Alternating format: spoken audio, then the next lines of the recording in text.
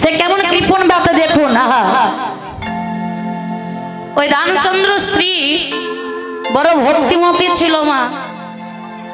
তো ওই রামচন্দ্র এত কৃপণ ছিলেন, দেখুন একটা কৃপণের ভাগ্যে কেমন করে ভগবান কৃপা হচ্ছে। কোথাও ভুল করে মা 1 টাকা খরচ করতো না।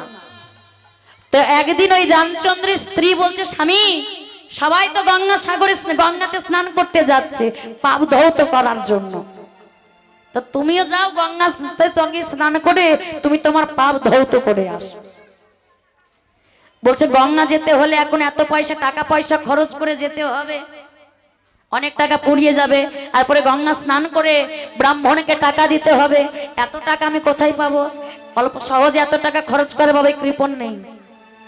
রামচন্দ্র কি করলেন দেখুন, গঙ্গা সাগরে গঙ্গাতে চান করতে যেতে যখন বলেছে গঙ্গা স্নান করব, তবে কোনো গাড়ি ঘোড়ে চড়ে আমি যাব না, গঙ্গাতে যাব কিভাবে? পায়ে হেঁটে যাব। যে টাকাটা খরচ করে গাড়িতে চেপে আমি ওই গঙ্গা স্নানে যাব, সেটা পায়ে হেঁটে গেলে আমার ওই টাকাটা বেঁচে যাবে। ওই রামচন্দ্র কি করেন, পায়ে হেঁটে বাবা গঙ্গা স্নান করতে যাচ্ছে, আর সব ঘাটে ঘাটে দেখছেন বাবা পুরোহিতরা দাঁড়িয়ে আছে। রামচন্দ্র বলছে সর্বনাশ, যদি এই ঘাটে স্নান করি তাহলে স্নানের পরেই ব্রাহ্মণকে টাকা দিতে হবে।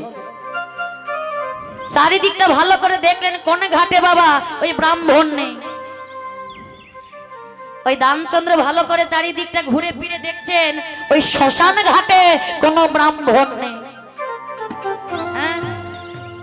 ওই কৃপণে রামচন্দ্র কি করেছেন, ওই শ্মশান ঘাটে গেছে স্নান করবার জন্য। আর ওই শ্মশান ঘাটে গিয়ে জলে নেমে যেই না বাবা প্রথম ডুব দিয়ে দ্বিতীয় ডুবটা দিয়েছে, অমনি আমার ভগবান কৃষ্ণ ব্রাহ্মণ সেজে শ্মশান ঘাটে দাঁড়িয়ে। যেই না ভগবানের শ্মশান ঘাটে যেই না ব্রাহ্মণ সেজে দাঁড়িয়ে আছে, যেই না বলেছে এই যে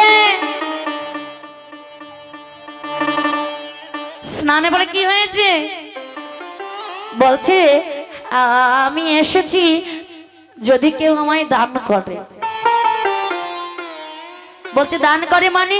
আমি এই ঘাটে আসি, কেউ কেউ আমায় 1 বছরের খাওয়া দাওয়া দান করে দেয়, কেউ আবার 6 মাসের সেবা দান করে দেয়, আজ আমিও এসেছি তোমার কাছে দান চাইতে। ওই রামচন্দ্র কি করলেন দেখুন বাবা, বেটা এত কৃপণ 2 টাকা বাঁচানোর জন্য পায়ে হেঁটে এসেছে গঙ্গা স্নান করতে, আর সে কিনাই বেটা ব্রাহ্মণকে দেবে 1 বছরের সেবার এই দান। বলছে শোনো, আমি 1 বছরের সেবা দান দিতে পারবো না। ভগবান ওই বাবা ব্রাহ্মণ সেজে এসে বলছে তাহলে বাবা আমাকে 6 মাসের সেবার দান করো।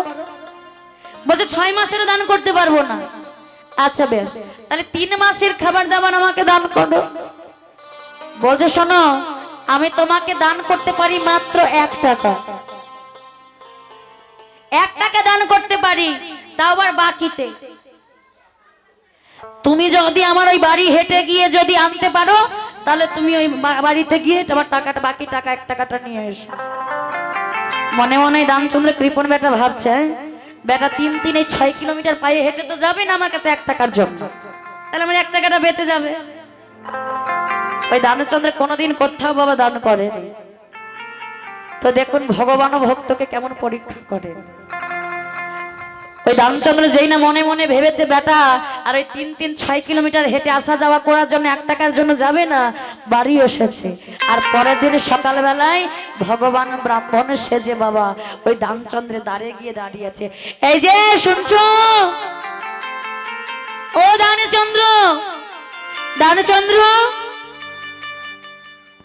ডাক শুনে তার স্ত্রী বলছে, হ্যাঁ গো স্বামী, কেউ যেন আমাদের ডাকছে।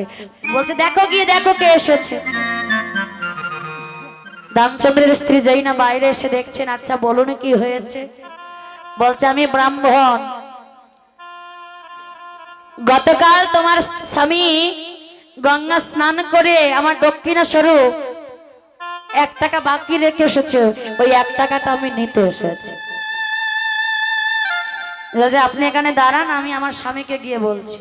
যেই না গিয়ে বলেছে, বাবা স্বামী তুমি পারো বটে, গঙ্গা স্নান করে এসেছো, বেটা ব্রাহ্মণকে 1 টাকা দেওয়ার তো পারোনি, আবার বাকি করে এসেছো।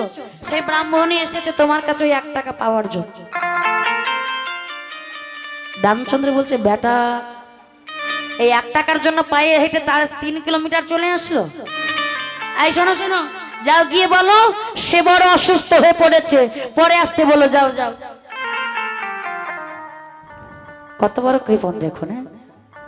যেই না বলেছে পরে আসতে বলো, তার স্ত্রী তার কথা মতো গিয়ে বলছে, ঠাকুর মশাই আমার স্বামী বড় অসুস্থ, আপনি পরে আসবেন, এখন যান।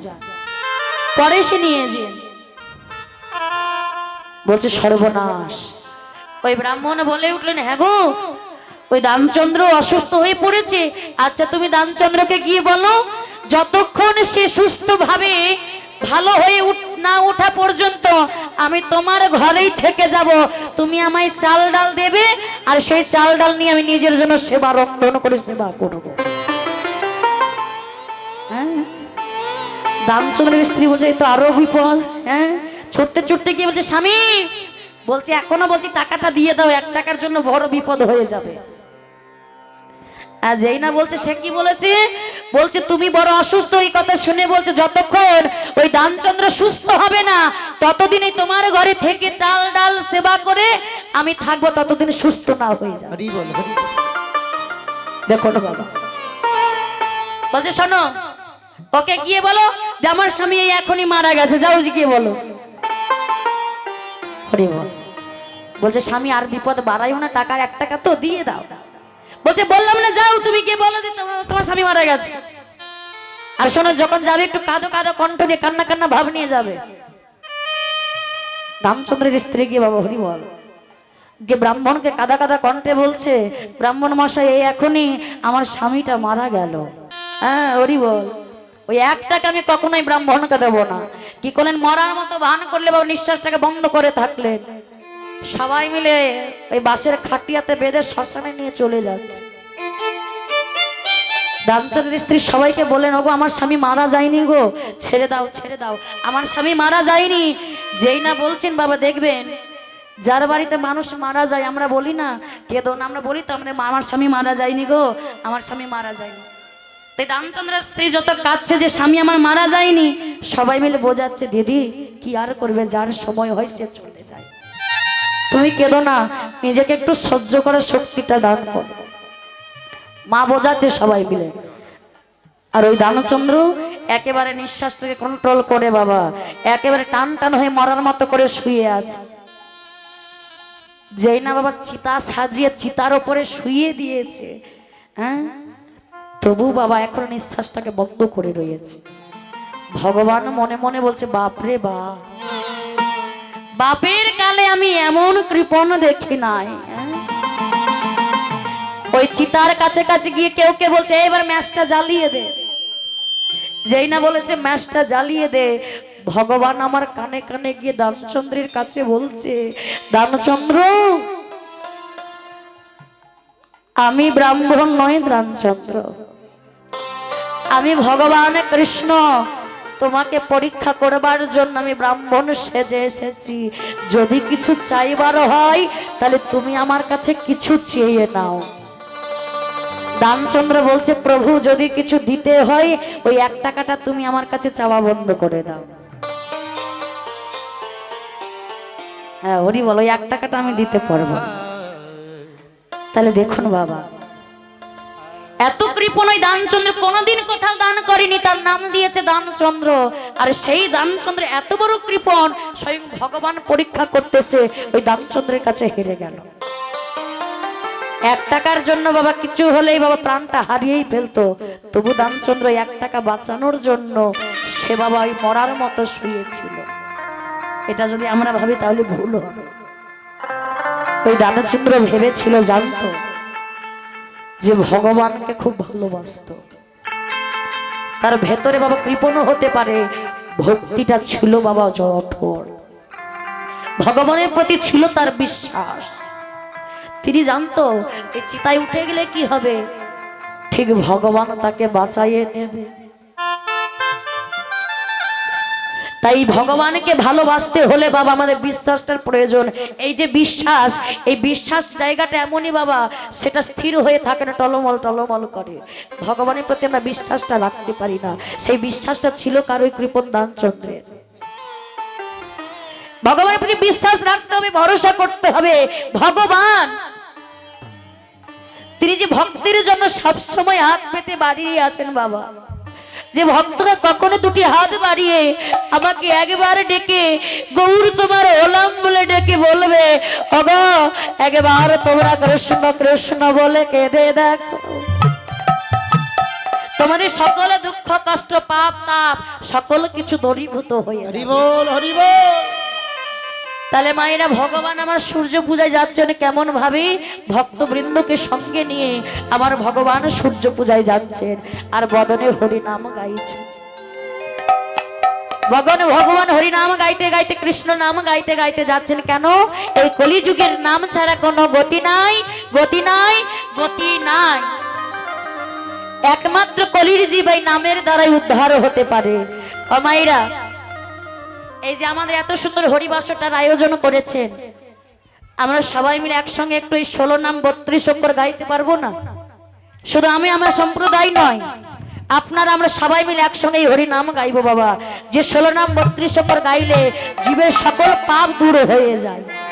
সবাই মিলে আমরা হাত তুলে একবার গাইবো, হরে কৃষ্ণ হরে কৃষ্ণ কৃষ্ণ কৃষ্ণ হরে হরে, হরে রাম হরে রাম রাম রাম হরে হরে। দুটি হাত তুলে হরে কৃষ্ণ হরে কৃষ্ণ কৃষ্ণ কৃষ্ণ হরে হরে, সবাই মিলে ধ্বনি জয় ধ্বনি, হরে রাম রাম রাম হরে হরে। আচ্ছা দাঁড়ান, এরকম করে হচ্ছে না মায়েরা, দেখুন আস্তে একটু দাঁড়ান।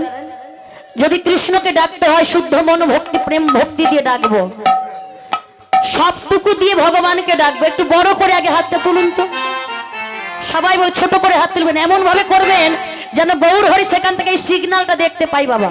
সবাই মিলে বড় করে, আর শুধু আমি বলবো না, আমার সঙ্গে সঙ্গে আপনাদের বলতে হবে। হাত নামাবেন না। হরে কৃষ্ণ কৃষ্ণ কৃষ্ণ হরে হরে, হরে রাম রাম রাম হরে হরে। বলুন হরে কৃষ্ণ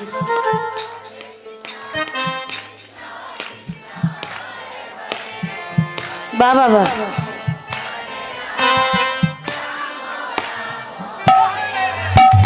হরে কৃষ্ণ কৃষ্ণ কৃষ্ণ হরে হরে, হরে রাম রাম রাম হরে হরে। আরেকবার হোক।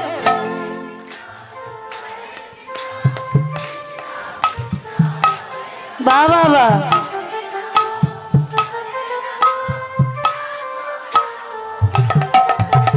হরে কৃষ্ণ কৃষ্ণ কৃষ্ণ হরে হরে, হরে রাম রাম রাম হরে হরে। মারে তুলি ধ্বনি। হরে কৃষ্ণ কৃষ্ণ কৃষ্ণ হরে হরে, হরে রাম রাম রাম হরে হরে। হরে কৃষ্ণ কৃষ্ণ কৃষ্ণ হরে হরে, হরে রাম রাম রাম হরে হরে। হরে কৃষ্ণ কৃষ্ণ কৃষ্ণ হরে হরে, হরে রাম রাম রাম হরে হরে।